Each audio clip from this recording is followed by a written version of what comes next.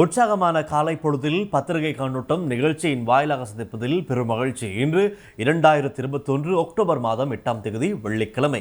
இந்த நாள் உங்கள் அனைவருக்கும் இனிமையான ஒரு வெற்றிகரமான அதேபோல் பாதுகாப்பான நல்லதொரு நாளாக வாழ்த்திக் கொண்டு இன்றைய லங்காஸ்ரீயின் பத்திரிகை கண்ணோட்டம் நிகழ்ச்சிக்குள் நாங்கள் செல்வோம்.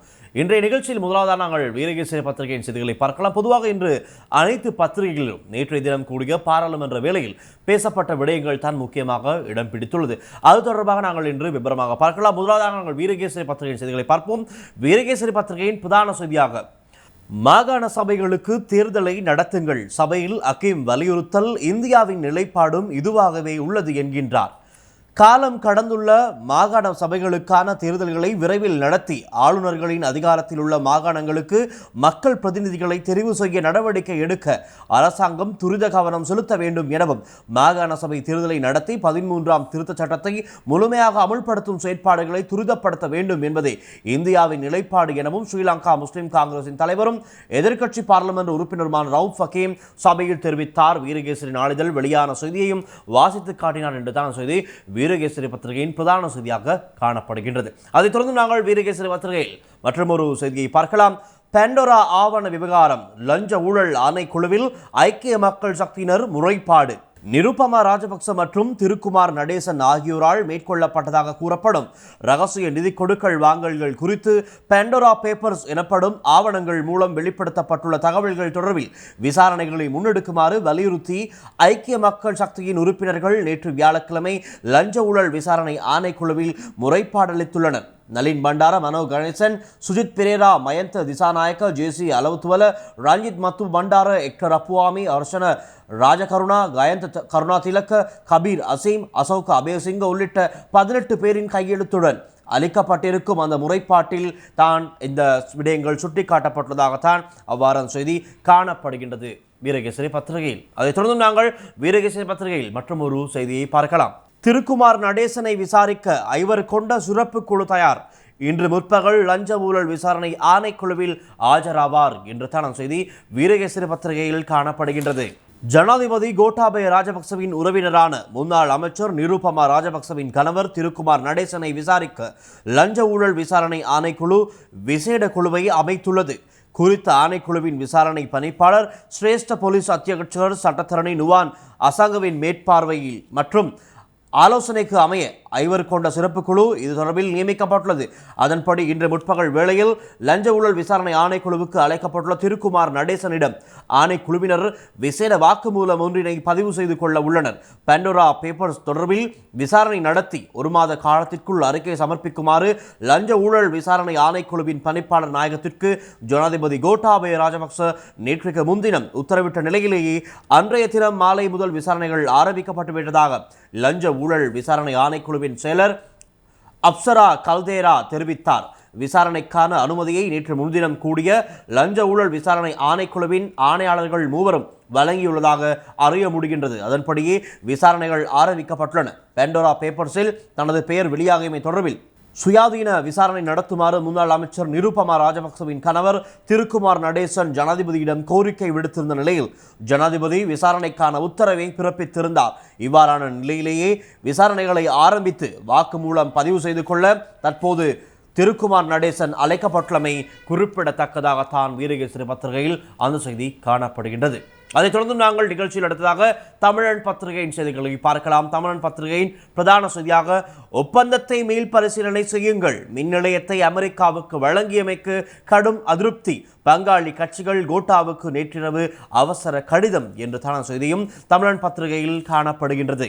கெரவலப்பிட்டி யுகதனவின் மின் நிலையத்தின் 40% பங்குகளை அமெரிக்காவுக்கு வழங்கிய ஒப்பந்தத்தை உடனடியாக மீள் பரிசீலனை செய்ய வேண்டும் என அரசின் பங்காளி கட்சிகள் ஜனாதிபதி கோட்டாபய ராஜபக்சவிடம் கோரிக்கை விடுத்துள்ளன. நேற்றிரவு அவசர கடிதம் ஒன்றை ஜனாதிபதிக்கு அனுப்பியுள்ள இந்த கட்சிகள் இது குறித்து பேச்சு நடத்தி நேரம் ஒன்றை ஒதுக்கி தருமாறும் அதில் கேட்டுள்ளதாகத்தான் அந்த செய்தி தமிழன் பத்திரிகையின் பிரதான செய்தியாக காணப்படுகின்றது. அதைத் தொடர்ந்து நாங்கள் தமிழன் பத்திரிகையில் மற்றொரு செய்தியை பார்க்கலாம். அனைத்து துறைகளையும் உள்ளடக்கிய புதிய தொடக்கம், அதற்கு செல்வதற்கு தடைகளை தகர்க்க தயார் என கோட்டா அறிவிப்பு என்றுதான் செய்தி தமிழன் பத்திரிகையில் காணப்படுகின்றது. கோவிட் தொற்று பரவல் காரணமாக கடந்த 2 ஆண்டுகளில் அனைத்து துறைகளிலும் ஏற்பட்ட பின்னடைவுகளை சமாளிக்க புதிய பொதுமைப்படுத்தலின் கீழ் புது உத்வேகத்துடன் பணியாற்ற தயாராகுமாறு மாவட்ட செயலாளர்களிடம் ஜனாதிபதி கோட்டாபய ராஜபக்ச வேண்டுகோள் விடுத்துள்ளார். அரசாங்கத்தின் திட்டமிடல்கள் பிரகாரம் எதிர்பார்த்த இலக்கை அடைய முடியாவிட்டாலும் அனைத்து தரப்பினரதும் அர்ப்பணிப்பினூடாக கோவிட் தொற்றொழிப்புக்கு வெற்றிகரமாக முகம் கொடுக்க முடியும். தடுப்பூசி ஏற்றலுடன் புதிய பொதுமைப்படுத்தலை நோக்கி நகர கிடைத்த வாய்ப்பை புறக்கணிக்காது இலக்குகளை வெற்றி கொள்வது அனைவரதும் பொறுப்பென்றும் ஜனாதிபதி குறிப்பிட்டுள்ளார். மாவட்ட செயலாளர்களுடன் நேற்று முற்பகல் இடம்பெற்ற வீடியோ தொழில்நுட்பத்தினூடான கலந்துரையாடலின் போது ஜனாதிபதி மேற்கண்டவாறு தெரிவித்தார் என்று தனது செய்தியும் தமிழன் பத்திரிகையில் அமைந்துள்ளது. நிகழ்ச்சியில் அடுத்ததாக நாங்கள் தினக்குரல் பத்திரிகையின் செய்திகளை பார்க்கலாம். தினக்குரல் பத்திரிகையின் பிரதான செய்தியாக வடமாகாண கடற்தொழிலாளர்களுக்கு 5 வருடங்களில் 500 மில்லியன் இழப்பு, பல கோடி ரூபாய் வழங்கல் அளிப்பு இந்திய வெளியுறவு செயலாளரிடம் அமைச்சர் டக்ளஸ் ஆதங்கம் என்று தனது செய்தி தினக்குரல் பத்திரிகையின் பிரதான செய்தியாக காணப்படுகின்றது. கடற்தொழிலாளர்களின் வாழ்வாதாரத்தினையும் கடல் வளங்களையும் அளிக்கின்ற இந்திய கடற்தொழிலாளர்களின் எழுவை வலை அதாவது ரோலர் தொழில் முறையை அனுமதிக்க முடியாது என்று தெரிவித்துள்ள கடற்தொழில் அமைச்சர் டக்ளஸ் தேவானந்தா இவ்விடயத்தில் இந்தியாவின் தீர்க்கமான நடவடிக்கைகளை வடக்கு கடற்தொழிலாளர்கள் எதிர்பார்த்திருப்பதாகவும் தெரிவித்துள்ளதாகத்தான் அந்த செய்தி தினக்குரல் பத்திரிகையில் காணப்படுகின்றது. அதைத் தொடர்ந்து நாங்கள் தினக்குரல் பத்திரிகையில் மற்றொரு செய்தியை பார்க்கலாம். தேருணர்களை பதிவு செய்தல் திருத்த சட்ட மூலத்தால் வடக்கு கிழக்கிற்கு பெரும் ஆபத்து, வன்னி மாவட்ட எம்பி சார்ல்ஸ் நிர்மலநாதன் தெரிவித்ததாகத்தான் அந்த செய்தியும் தினக்குரல் பத்திரிகையில் அமைந்துள்ளது.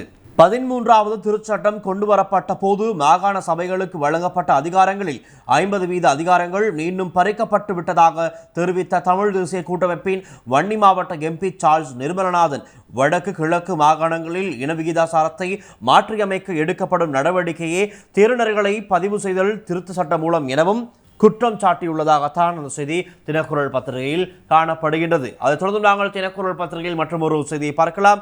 ரிஷாட் போத்தலில் சிறுநீர் கழிக்கும் நிலை, லக்ஷ்மன் கிரியல்ல எம்பி கடும் விசனம் என்று அந்த செய்தி தினக்குரல் பத்திரிகையில் அமைந்துள்ளது. விளக்கமறியலில் வைக்கப்பட்டுள்ள ரிஷாட் பதியுதீன் எம்பியின் சிறை அறை மாலை 5 மணிக்கு மூடப்படுகின்றது. இதனால் அவர் அதன் பின்னர் மலசலம் கழிக்க கூட முடியாத நிலையில் போத்தலில் சிறுநீர் கழிக்கும் நிலை ஏற்பட்டுள்ளது. எனவே கட்சி வேதங்களுக்கு அப்பால் எம்பி ஒருவரின் சிறப்புரிமையை பாதுகாக்க நடவடிக்கை எடுக்க வேண்டும் என எதிர்க்கட்சி பிரதம கொறடாவான லக்ஷ்மன் கிரியல்ல எம்பி சபாநாயகரிடம் கோரிக்கை விடுத்தார். பாராளுமன்றத்தில் நேற்று வியாழக்கிழமை விசேட கூட்டொன்றை முன்வைத்த போதே இவ்வாறு கோரிக்கை விடுத்த அவர் மேலும் கூறுகையில், சிறைச்சாலைகளில் அரசு தரப்பு எம்பிக்களும் இருக்கின்றார்கள். அவர்களுக்கு வீடுகளில் இருந்து உணவுகள் கொண்டு வரப்படுகின்றன. ஆனால் ரிஷாட் பதியுதீனுக்கு இது மறைக்கப்பட்டுள்ளது. ரிஷாட் பதியுதீன் எம்பியின் சிறை அறை மாலை 5 மணிக்கு மூடப்படுகின்றது. இதனால் அவர் அதன் பின்னர் மலசல கழிக்க கூட முடியாத நிலையில் போத்தலில் சிறுநீர் கழிக்கும் நிலை ஏற்பட்டுள்ளது. அரசியல் ரீதியாக வழக்கு தொடர்ந்தால் இதுவே நடக்கும்.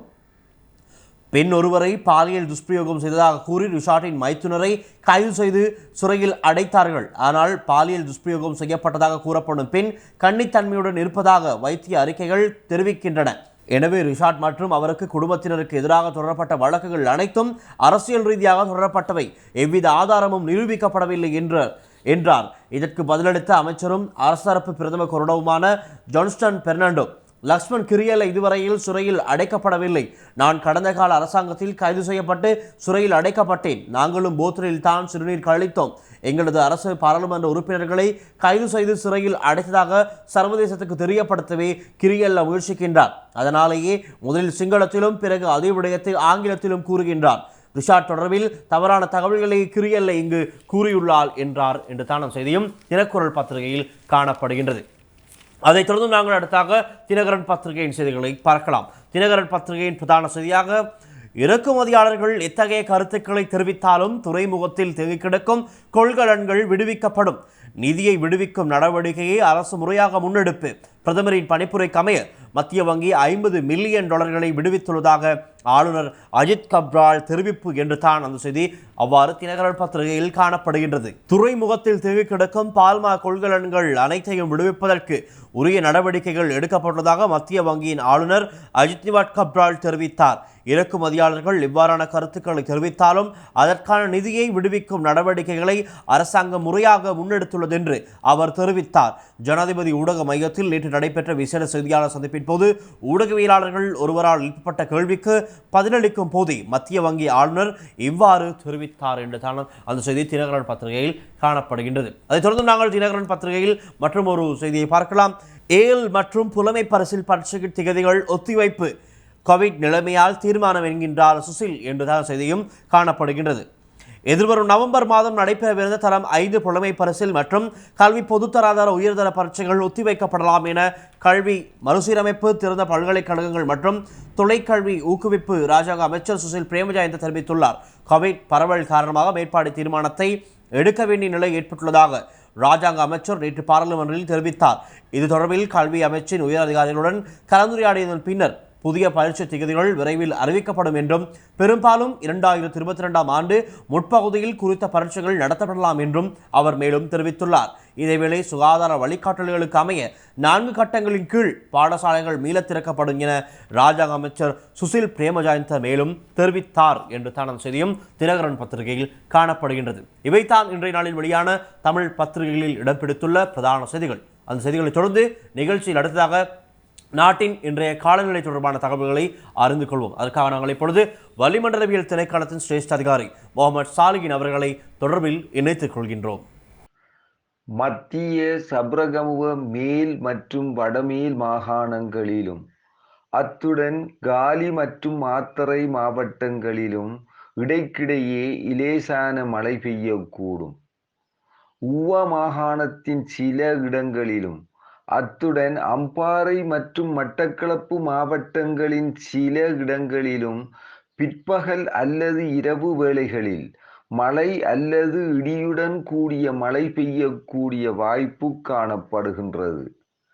மத்திய மலை பிராந்தியங்களின் மேற்கு சரிவுகளிலும் வடக்கு மற்றும் வடமத்திய மாகாணங்களிலும் அத்துடன் திருகோணமலை மாவட்டத்திலும் மணித்தியாலத்துக்கு 50 கிலோமீட்டரிலும் கூடிய வேகத்தில் அடிக்கடி காற்று அதிகரித்து வீசக்கூடும். பலத்த காற்றும் மின்னல் தாக்கங்களும் ஏற்படக்கூடிய சந்தர்ப்பங்களில் பொதுமக்கள் அவதானத்துடன் செயற்படுமாறு கேட்டுக்கொள்ளப்படுகின்றனர். கடல் பிராந்தியங்களை பொறுத்தவரையில் காங்கேசன்துறை தொடக்கம் புத்தளம், கொழும்பு, காலி ஊடாக ஹம்மாந்தோட்டை வரையான கடல் பிராந்தியங்களின் பல இடங்களில் மழை அல்லது இடியுடன் கூடிய மழை பெய்யக்கூடும். நாட்டை சூழவுள்ள கடல் பிராந்தியங்களில் மணித்தியாலத்துக்கு 30 முதல் 40 கிலோமீட்டர் வேகத்தில் தென்மேற்கு திசையிலிருந்து காற்று வீசும். புத்தளம் தொடக்கம் காங்கேசன்துறை ஊடாக திருகோணமலை வரையான அத்துடன் மாத்தறை தொடக்கம் ஹம்மாந்தோட்டை ஊடாக பொத்துவில் வரையான கடல் பிராந்தியங்களில் மணித்தியாலத்துக்கு 50 முதல் 60 கிலோமீட்டரிலும் கூடிய வேகத்தில் அடிக்கடி காற்று அதிகரித்து வீசக்கூடும். இவ்வாறான சந்தர்ப்பங்களில் கடல் பிராந்தியங்கள் கொந்தளிப்பாக காணப்படும். ஆமது நாட்டின் இன்றைய காலநிலை தொடர்பான தகவல்கள் அவற்றை நமக்கு வழங்கியிருந்தார் வளிமண்டலவியல் திணைக்களத்தின் சிரேஷ்ட அதிகாரி முகமது சாலிகின் அவர்கள். அந்த தகவலோடு நாமும் இன்றைய பத்திரிகை கண்ணோட்டம் நிகழ்ச்சியை நிறைவு செய்து கொள்கின்றோம். மீண்டும் நாளைய நிகழ்ச்சியிலும் சந்திக்கலாம். அதுவரை தொடர்ந்தும் லங்கா ஸ்ரீயோடு இணைந்திருங்கள். பாதுகாப்பாக வீடுகளில் இருங்கள். நன்றி, வணக்கம்.